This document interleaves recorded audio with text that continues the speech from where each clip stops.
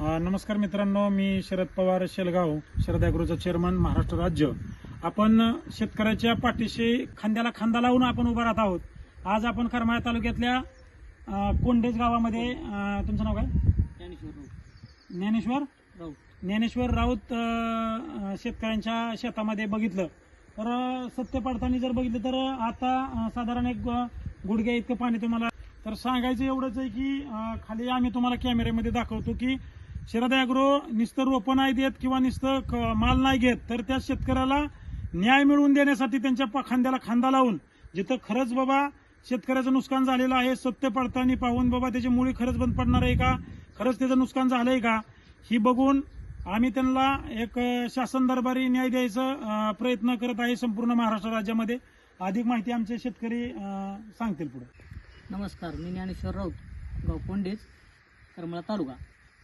हे असे नुकसान झाले की अतिवृष्टीमुळं पाणी भरपूर आले आणि सध्या आपल्या बांधावर शरद ॲग्रो यांची टीम आपल्याला पाहणी करता इथं आलेली आणि त्यांचं महाराष्ट्रावर काम चालू आहे. सध्या शेतकऱ्याच्या खांद्याला खांदा देऊन त्यांचं सगळ्या गोष्टी सरकारपर्यंत पोहोचवण्याचं काम चालू आहे आणि हे असे झालेले नुकसान की शेतकऱ्याला न्याय द्यायचा त्यांचा प्रयत्न चालू आहे.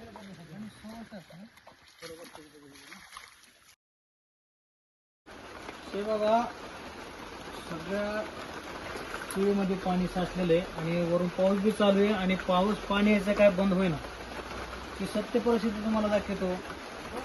सध्या शरद ॲग्रो ही सत्य पाहण्यासाठी अजून पिढीमध्ये बागामध्ये शिरून त्यांनी पाणी सत्य काय हे बघण्यासाठी ही पुरा आतमध्ये शिरून बघितलं त्यांनी. शरद ॲग्रो ह्यांचं सध्या महाराष्ट्रापासून म्हणजे मुख्यमंत्र्यापासून त्यांचं न्यायचं काम सध्या इथलं शेतकऱ्याची परिस्थिती सगळी दाखवायचं काम चालू आहे आणि पूर्ण पाठिंबा आमचा त्यांना राहील.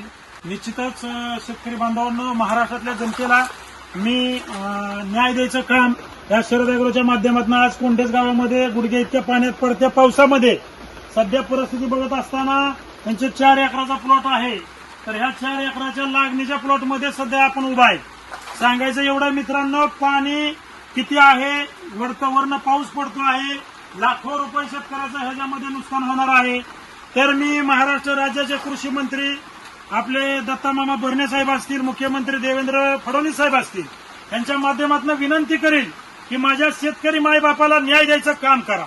संपूर्ण महाराष्ट्रामध्ये आम्ही शरद ॲग्रोच्या माध्यमातून शेतकऱ्याला खरंच त्यांची काय व्यथा आहे, तर त्यांची काय नुकसान झालं आहे ते बघण्यासाठी आम्ही एक छोटंसं काम करत आहे. चला तर आपण आता बघू ही सत्य परिस्थिती काय आहे. तुम्ही मुळी बंद पडलेली बघा, पाणी किती आहे, चिखल किती आहे, त्यांचं काय परिस्थिती आहे. मुळी बंद पडले, तुम्ही बघू शकता. ही पूर्ण हवालदिल झालाय शेतकरी, पण त्यांच्या पाठीशी खंबीरपणे सरकार मायबाप आहे, शरद ॲग्रो आहे. तुम्ही काही घाबरू नका, तुम्हाला निश्चितच न्याय द्यायचं काम या शरद ॲग्रोच्या माध्यमातून तुम्हाला संपूर्ण महाराष्ट्र राज्यामध्ये देण्यात येईल, एवढा मी तुम्हाला शब्द देतो. आज बघा, ही घड पाण्यामध्ये पडला, ह्यांची काय परिस्थिती. शेतकऱ्याचा अश्रू पुसण्यासाठी आम्ही त्यांच्या रानामध्ये शेतामध्ये पडत्या पावसामध्ये आम्ही सध्या इथं उभा आहे आणि निश्चितच तुम्हाला सांगतो सरकारच्या दरबारी ही तुम्हाला ह्याची दखल घेतली जाईल. त्यांची बागेच्या तातडीने पंचनामे करून त्यांना तात्काळ मदत सरकारने त्यांच्या पाठीशी खंबीरपणे उभं राहिलं पाहिजे. आणि महाराष्ट्रातल्या शेतकऱ्यांना एक विनंती आहे, ज्या ज्या ठिकाणी असं झालंय त्याला शरद ॲग्रोला तुम्ही कॉल करा. तुमच्या पाठीशी खंबीरपणे संपूर्ण महाराष्ट्रात शरद ॲग्रो उभा आहे आणि सरकारने त्यांना न्याय द्यायचं काम लवकरात लवकर करून पंचनामे करून त्यांना तात्काळ मदत द्यावी ही विनंती आहे. धन्यवाद.